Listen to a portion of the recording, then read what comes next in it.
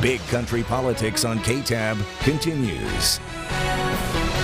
Well, hello and welcome to this week's Sunday Conversation here on Big Country Politics. I am Manny Diaz. This week we are joined by District 71 State Representative Mr. Stan Lambert. Mr. Lambert, it's always a pleasure running into you around Abilene, and it is a pleasure just chatting with you about all the many things that are going on around the state of Texas, certainly that impact here locally. Thank you for having me. It's always good to be with you. Well, you paid a visit down to the southern border, to Eagle Pass on Wednesday. You were our lens. You were our eyes and ears down there.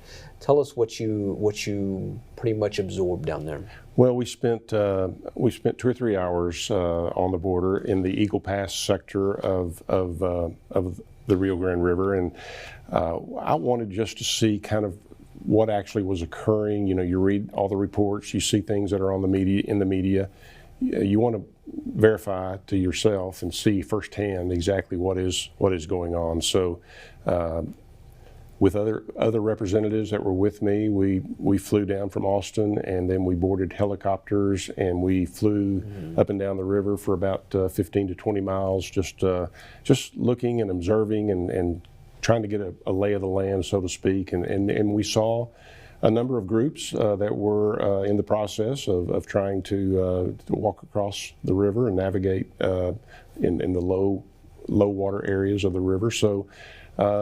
And then we saw kind of where the buoy system that has been very controversial was being used as a deterrent.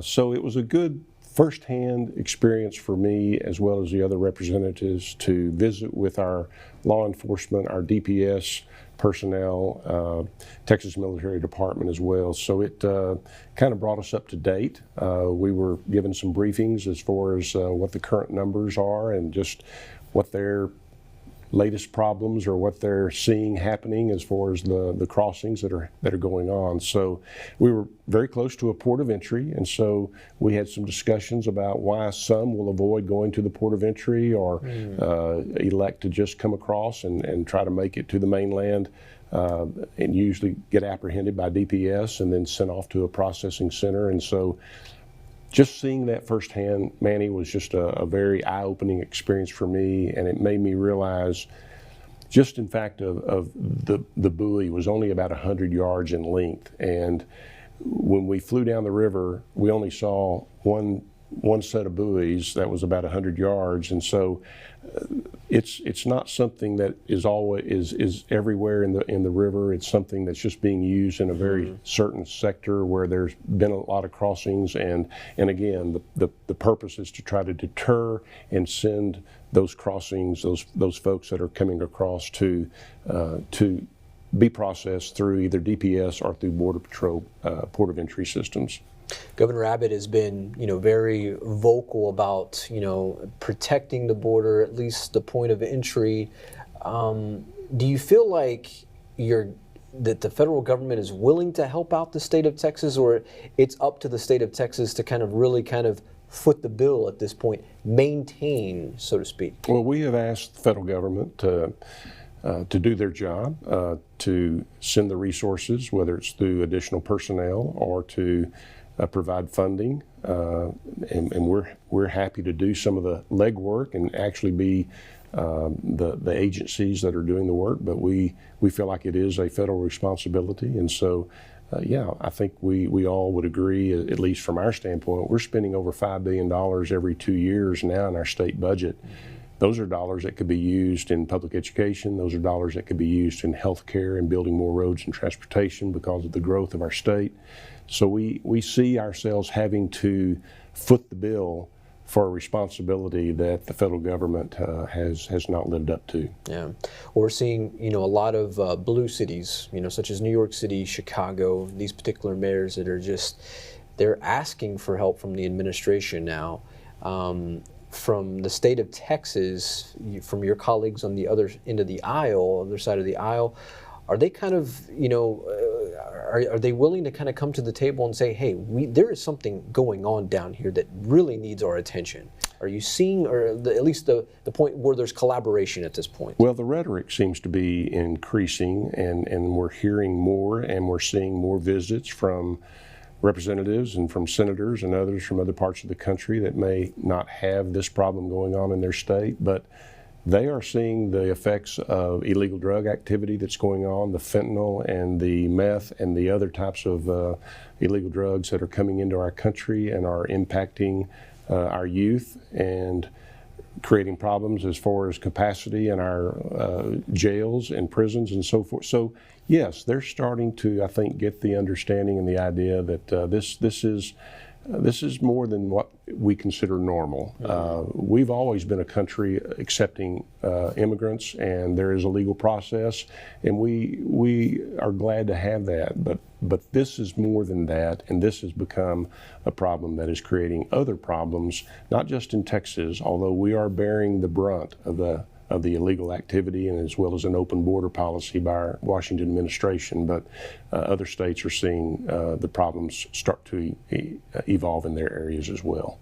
From Abilene, we're roughly about 4 hours away from Del Rio, 5 hours away from Eagle Pass. I know that's still a good amount of distance that separates us from the border, but for the folks at home that are watching, do you see this of what's going on at the border, call it a crisis, whatever you want to call it, impacting Abilene in the big country? Well, I do, because their vehicles are being stolen, and so when you can get in a vehicle and in 3 hours or 4 hours you can be on I-20, then it's not a problem that's just occurring on the border. And when you hear ranchers talking about their fences being cut, their livestock being killed, of bonfires being set, a lot of waste is left when they have these encampments.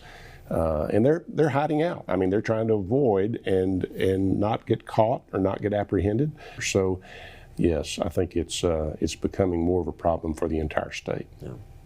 All right, we're going to take a quick commercial break, but when we come back, more with Texas State Representative Stan Lambert. A big announcement from Mr. Lambert, plus his we're talking school vouchers as they is an item that will be discussed in the upcoming special session. That and more right here on Big Country Politics.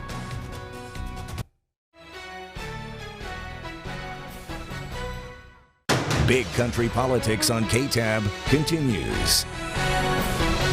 Well, welcome back to our Sunday conversation right here on Big Country Politics. I'm Manny Diaz. This week we are joined by District 71's State Representative, Mr. Stan Lambert. Mr. Lambert, you paid a visit down to the border, the southwest border at Eagle Pass earlier this week. We talked a lot about that in our previous segment, but shifting gears, you do have a big announcement, because you're seeking now a 5th term in office, and these are every 2 years. So this is you constantly have to be on your game when it comes to this.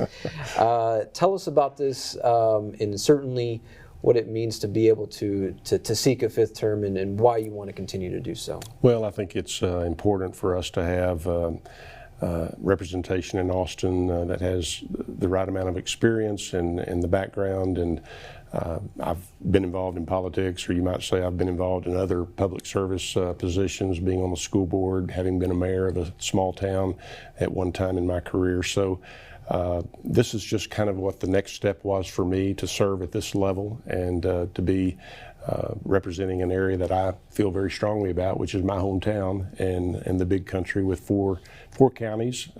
Happy to do that, and rural representation is extremely important right now, because a lot of the issues that were being discussed in Austin are really not so much the ideology between a certain party or another party. It's really more about urban versus rural. And we as rural representatives are asked constantly by our urban friends, what does this mean, or how does this affect Abilene if we pass this bill that really is going to have an impact in Dallas-Fort Worth or Houston?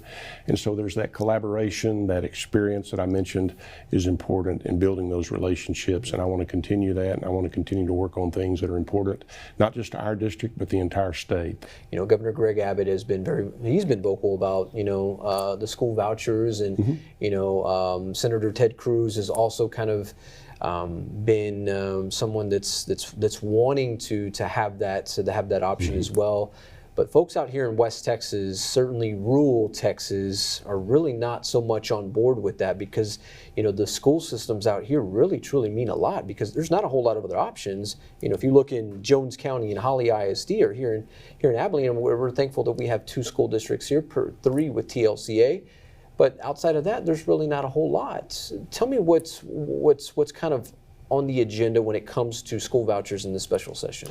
Well, I think school vouchers and education savings accounts, I think is the actual term that the governor is using as far as the program that he would like to see implemented here. They've had different results, varying results in other states. There's been some success. There's other states that have not seen the success. So it's kind of a mixed bag as far as looking around at other states and seeing how vouchers have impacted their public education system. What I see it really doing, Manny, is every dollar that we spend on another education program, and this would be a totally different program because most of the discussion and the rhetoric has been about a universal education savings account. In other words, anyone could apply, anyone could use it for whatever purpose. So if they wanted to homeschool or if they wanted to send their child to a private school, they could use this education savings account to do that. But with no accountability, without any strings attached, without any requirements to work under our current education guidelines that the Texas Education Agency oversees for all of our public education. For the 5.5 million students in Texas, we have certain criteria. We want to make sure we measure growth, measure progress, but the program that's being touted and the one that's being promoted right now does not have any of those strings attached. There'd be no accountability, and I just have a hard time right now using taxpayer dollars to fund private education with no accountability. We have some great private schools here in Abilene and in other parts of rural Texas, but there are some small communities just not very far from here that are also part of my district that would not have those choices. And so I want to make sure that whatever we do is fair and equitable, and it's something that all students in Texas would still benefit from as far as having those opportunities to be successful. What do you and some of your colleagues out here in rural Texas, certainly, whether it be from here to Lubbock or here to El Paso, everywhere in between there, or in San Angelo, how do you all intend to kind of go to the table with the colleagues from the urban areas to come to a resolution? Well, I think that's what we'll see in the first few days of next week. Once the special session begins, we'll actually start seeing some bills that some of our colleagues have written and are wanting to bring to the House floor for debate and for discussion. And so once we see the actual language in those bills, we'll know if it's a bill that only applies to a certain demographic of students, if it's special needs children, or if it's just going to apply to students that are currently in a low performing school, would benefit from one of these voucher programs. So until we really see the bill language, it'll be a lot of general discussion about vouchers. And again, you kind of come from it either from a rural or from an urban background. I've heard from my colleagues, particularly our rural representatives, that a few of them are a little more open-minded to listening and seeing what those conditions might be and what strings are attached. Others have pretty much put a stake in the ground and said, no way, under my watch, will the voucher program, or will I be able to vote for a voucher program? And so, again, it's... Where do you stand in that? Well, I'm not a voucher supporter at this time. I've not seen a bill that I could support because up to now, it's been mostly a universal discussion. There's been no limitations, no strings attached, no accountability. Mm-hmm. And so under those types of scenarios and conditions, I would not be voting for that. Mm-hmm. Stan, I appreciate your time here. Thank you, Manny. All righty. For Mr. Stan Lambert, District 71, Texas State Representative, I am Manny Diaz. This has been another Sunday Conversation right here on Big Country Politics. We'll see you next week.